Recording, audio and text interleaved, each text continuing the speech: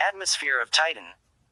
The atmosphere of Titan is the dense layer of gases surrounding Titan, the largest moon of Saturn.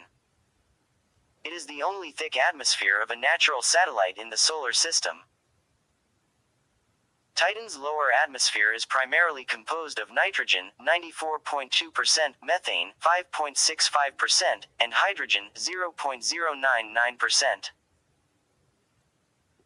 There are trace amounts of other hydrocarbons, such as ethane, diacetylene, methylacetylene, acetylene, propane, PAHs, and of other gases, such as cyanoacetylene, hydrogen cyanide, carbon dioxide, carbon monoxide, cyanogen, acetonitrile, argon, and helium. The isotopic study of nitrogen isotopes ratio also suggests acetonitrile may be present in quantities exceeding hydrogen cyanide and cyanoacetylene. The surface pressure is about 50% higher than on Earth at 1.5 atmospheres, which is near the triple point of methane and allows there to be gaseous methane in the atmosphere and liquid methane on the surface. The orange color is seen from space as produced by other more complex chemicals in small quantities, possibly tholins, tar-like organic precipitates.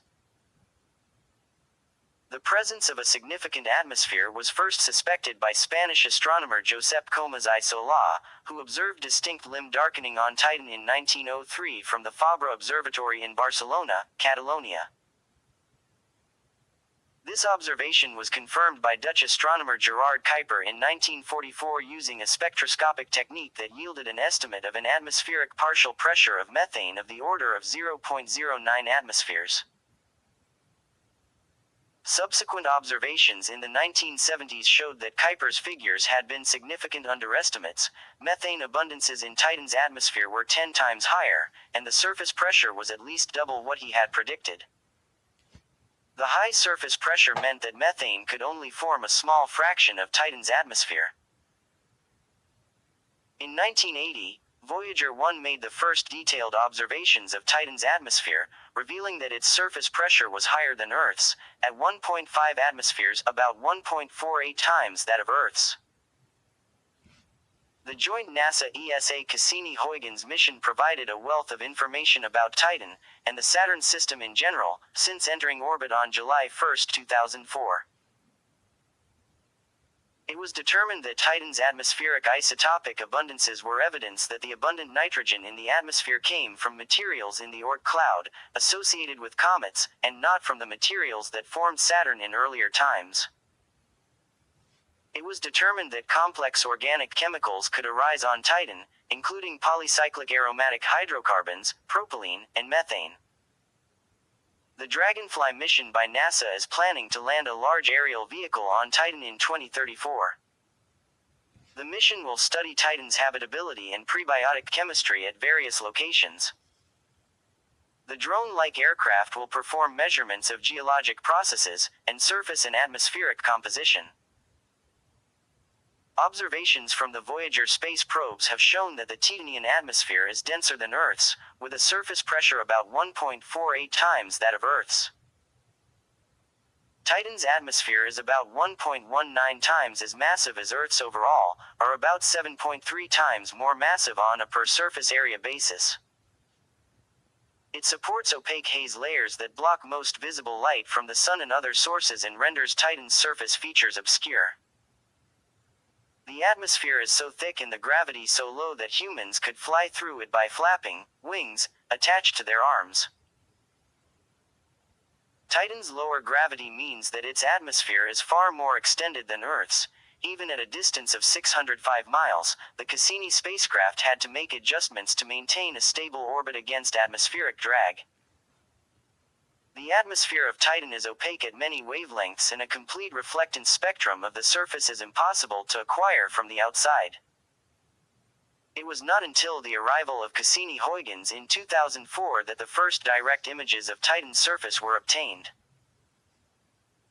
The Huygens probe was unable to detect the direction of the Sun during its descent, and although it was able to take images from the surface, the Huygens team likened the process to taking pictures of an asphalt parking lot at dusk. Titan's vertical atmospheric structure is similar to Earth. They both have a troposphere, stratosphere, mesosphere, and thermosphere.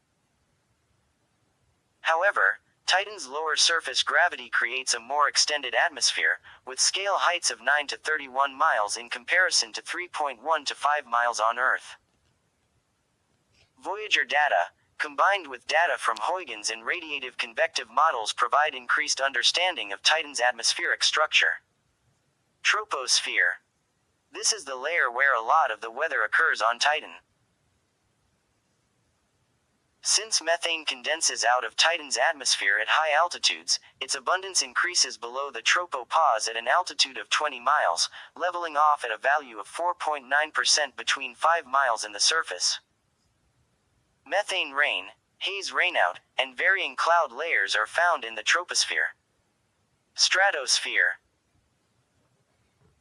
The atmospheric composition in the stratosphere is 98.4% nitrogen, the only dense, nitrogen-rich atmosphere in the solar system aside from Earth's, with the remaining 1.6% composed mostly of methane, 1.4%, and hydrogen, 0.1 to 0.2%.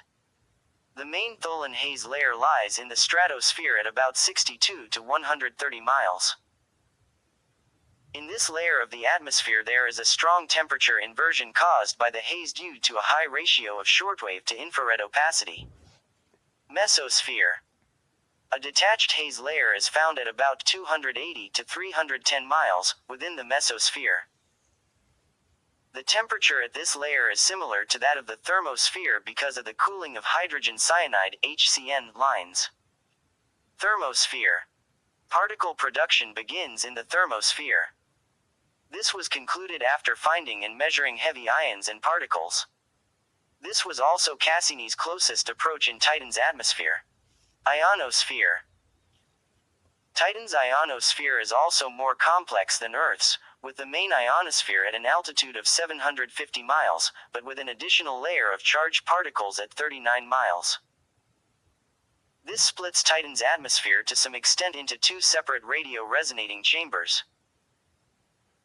The source of natural extremely low-frequency ELF waves on Titan, as detected by Cassini-Huygens, is unclear as there does not appear to be lightning activity. The main sources of Titan's ionosphere are solar irradiance, Saturn's magnetospheric electrons and ions drifting along the magnetic field lines, and galactic cosmic rays. Titan's atmospheric chemistry is diverse and complex. Each layer of the atmosphere has unique chemical interactions occurring within that are then interacting with other sub-layers in the atmosphere. For instance, the hydrocarbons are thought to form in Titan's upper atmosphere in reactions resulting from the breakup of methane by the sun's ultraviolet light, producing a thick orange smog. The table below highlights the production and loss mechanisms of the most abundant photochemically produced molecules in Titan's atmosphere. Titan's internal magnetic field is negligible, and perhaps even non-existent, although studies in 2008 showed that Titan retains remnants of Saturn's magnetic field on the brief occasions when it passes outside Saturn's magnetosphere and is directly exposed to the solar wind. This may ionize and carry away some molecules from the top of the atmosphere. One interesting case was detected as an example of the coronal mass ejection impact onto Saturn's magnetosphere, causing Titan's orbit to be exposed to the shocked solar wind in the magnetosheath. This leads to the increased particle precipitation and the formation of extreme electron densities in Titan's ionosphere. Its orbital distance of 20.3 Saturn radii, 700,000 miles, does place it within Saturn's magnetosphere occasionally. However, the difference between Saturn's rotational period, 10.7 hours, and Titan's orbital period, 15.95 days, causes a relative speed of about 223,693.5 miles per hour between the Saturn's magnetized plasma and Titan that can actually intensify reactions causing atmospheric loss, instead of guarding the atmosphere from the solar wind. What the fuck did you just fucking say to me? In November 2007, scientists uncovered evidence of negative ions with roughly 13,800 times the mass of hydrogen in Titan's ionosphere, which are thought to fall into the lower regions to form the orange haze which obscures Titan's surface. The smaller negative ions have been identified as linear carbon chain anions with larger molecules displaying evidence of more complex structures, possibly derived from benzene. These negative ions appear to play a key role in the formation of more complex molecules, which are thought to be tholins, and may form the basis for polycyclic aromatic hydrocarbons, cyanopylines and their derivatives. Remarkably, negative ions such as these have previously been shown to enhance the production of larger organic molecules in molecular clouds beyond our solar system, a similarity which highlights the possible wider relevance of Titan's negative ions. There is a pattern of air circulation found flowing in the direction of Titan's rotation, from west to east. In addition, seasonal variation in the atmospheric circulation has also been detected. Observations by Cassini of the atmosphere made in 2004 also suggest that Titan is a super-rotator, like Venus, with an atmosphere that rotates much faster than its surface. The atmospheric circulation is explained by a big Hadley circulation that is occurring from pole to pole. Similar to the water cycle on Earth, Titan features a methane cycle. This methane cycle results in surface formations that resemble formations we find on Earth. Lakes of methane and ethane are found across Titan's polar regions. Methane condenses into clouds in the atmosphere, and then precipitates onto the surface. This liquid methane then flows into the lakes. Some of the methane in the lakes will evaporate over time, and form clouds in the atmosphere again, starting the process over. However, since methane is lost in the thermosphere, there has to be a source of methane to replenish atmospheric methane. Energy from the sun should have converted all traces of methane in Titan's atmosphere into more complex hydrocarbons within 50 million years, a short time compared to the age of the solar system. This suggests that methane must be somehow replenished by a reservoir on or within Titan itself. Most of the methane on Titan is in the atmosphere. Methane is transported through the cold trap at the tropopause. Therefore, the circulation of methane in the atmosphere influences the radiation balance and chemistry of other layers in the atmosphere. If there is a reservoir of methane on Titan, the cycle would only be stable over geologic timescales. Evidence that Titan's atmosphere contains over 1,000 times more methane than carbon monoxide would appear to rule out significant contributions from cometary impacts, because comets are composed of more carbon monoxide than methane. That Titan might have accreted an atmosphere from the early Saturnian nebula at the time of formation also seems unlikely. In such a case, it ought to have atmospheric abundances similar to the solar nebula, including hydrogen and neon. Many astronomers have suggested that the ultimate origin for the methane in Titan's atmosphere is from within Titan itself, released via eruptions from cryovolcanoes. Another possible source for methane replenishment in Titan's atmosphere is methane clathrates. Clathrates are compounds in which an ice lattice surrounds a gas particle, much like a cage. In this case, methane gas is surrounded by a water crystal cage. These methane clathrates could be present underneath Titan's icy surface, having formed much earlier in Titan's history. Through the dissociation of methane clathrates, methane could be outgassed into the atmosphere, replenishing the supply. On December 1, 2022, astronomers reported viewing clouds, likely made of methane, moving across Titan, using the James Webb Space Telescope. Sky brightness and viewing conditions are expected to be quite different from Earth and Mars due to Titan's farther distance from the Sun, approximately 10 astronomical units, 930 million miles, and complex haze layers in its atmosphere. The sky brightness model videos show what a typical sunny day may look like standing on the surface of Titan based on radiative transfer models. For astronauts who see with visible light, the daytime sky has a distinctly dark orange color and appears uniform in all directions due to significant Mie scattering from the many high-altitude haze layers. The daytime sky is calculated to be approximately 100 to 1,000 times dimmer than an afternoon on Earth, which is similar to the viewing conditions of a thick smog or dense fire smoke. Holy fuck. The sunsets on Titan are expected to be underwhelming events, where the sun disappears about halfway up in the sky, approximately 50 degrees above the horizon, with no distinct change in color. After that, the sky will slowly darken until it reaches night. However, the surface is expected to remain as bright as the full moon up to one Earth day after sunset. In near-infrared light, the sunsets resemble a Martian sunset or dusty desert sunset. Mie scattering has a weaker influence at longer infrared wavelengths, allowing for more colorful and variable sky conditions. During the daytime, the sun has a noticeable solar corona that transitions color from white to red over the afternoon.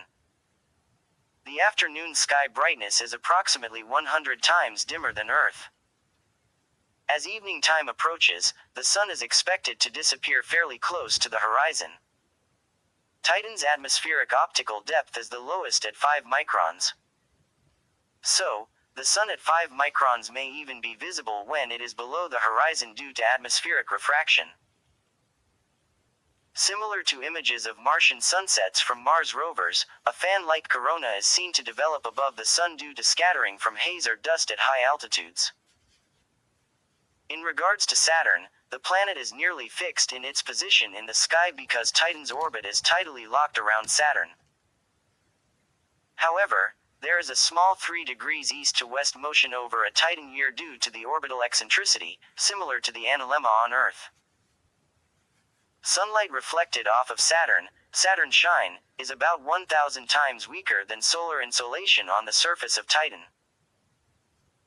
Even though Saturn appears several times bigger in the sky than the moon in Earth's sky, the outline of Saturn is masked out by the brighter sun during the daytime. Saturn may only become discernible at night, but only at a wavelength of 5 microns. This is due to 2 factors.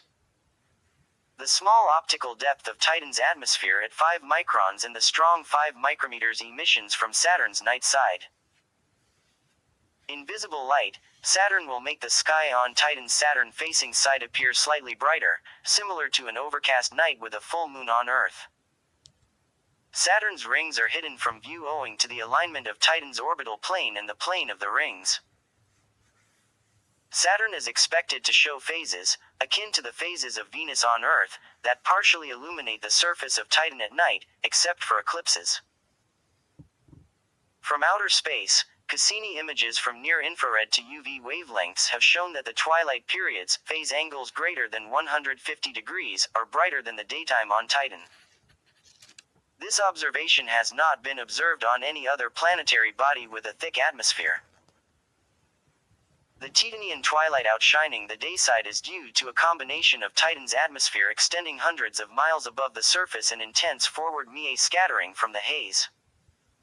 Radiative transfer models have not reproduced this effect.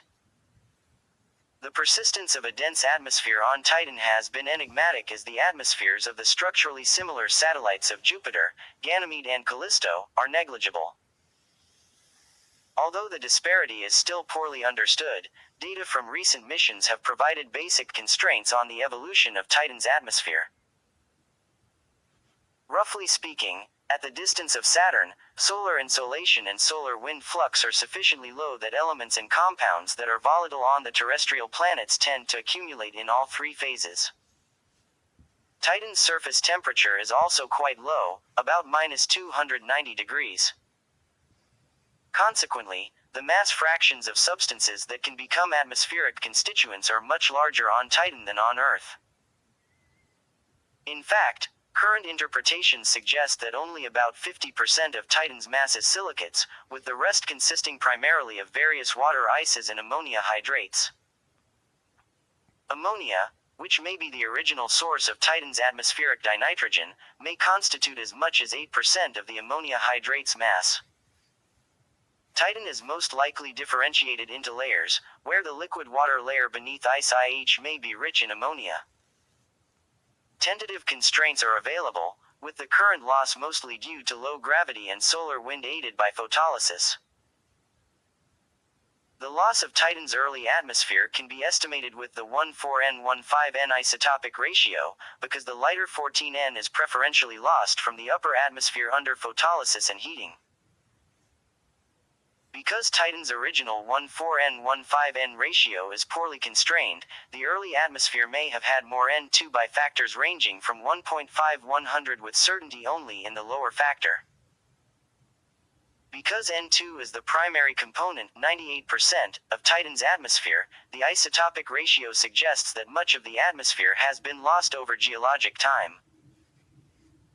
Nevertheless, atmospheric pressure on its surface remains nearly 1.5 times that of Earth, as it began with a proportionally greater volatile budget than Earth or Mars. It is possible that most of the atmospheric loss was within 50 million years of accretion, from a highly energetic escape of light atoms carrying away a large portion of the atmosphere, hydrodynamic escape. Such an event could be driven by heating and photolysis effects of the early sun's higher output of X-ray and ultraviolet (XUV) photons. Because Callisto and Ganymede are structurally similar to Titan, it is unclear why their atmospheres are insignificant relative to Titan's. Nevertheless, the origin of Titan's N2 via geologically ancient photolysis of accreted and degassed NH3, as opposed to degassing of N2 from accretionary clathrates, may be the key to a correct inference. Had N2 been released from clathrates, 36Ar and 38Ar that are inert primordial isotopes of the solar system should also be present in the atmosphere, but neither has been detected in significant quantities. The insignificant concentration of 36Ar and 38Ar also indicates that the approximately -387 degrees temperature required to trap them in N2 in clathrates did not exist in the Saturnian subnebula. Instead, the temperature may have been higher than -324 degrees, limiting even the accumulation of NH3 as hydrates. Temperatures would have been even higher in the Jovian subnebula due to the greater gravitational potential energy release, mass, and proximity to the Sun, greatly reducing the NH3 inventory accreted by Callisto and Ganymede. The resulting N2 atmospheres may have been too thin to survive the atmospheric erosion effects that Titan has withstood. An alternative explanation is that cometary impacts release more energy on Callisto and Ganymede than they do at Titan due to the higher gravitational field of Jupiter. That could erode the atmospheres of Callisto and Ganymede, whereas the cometary material would actually build Titan's atmosphere. However, the 2H1H, i.e., DH ratio of Titan's atmosphere is 2.3 plus or minus 0.5 times 10 minus to the power of 4, nearly 1.5 times lower than that of comets. The difference suggests that cometary material is unlikely to be the major contributor to Titan's atmosphere. Titan's atmosphere also contains over 1,000 times more methane than carbon monoxide, which supports the idea that cometary material is not a likely contributor since comets are composed of more carbon monoxide than methane.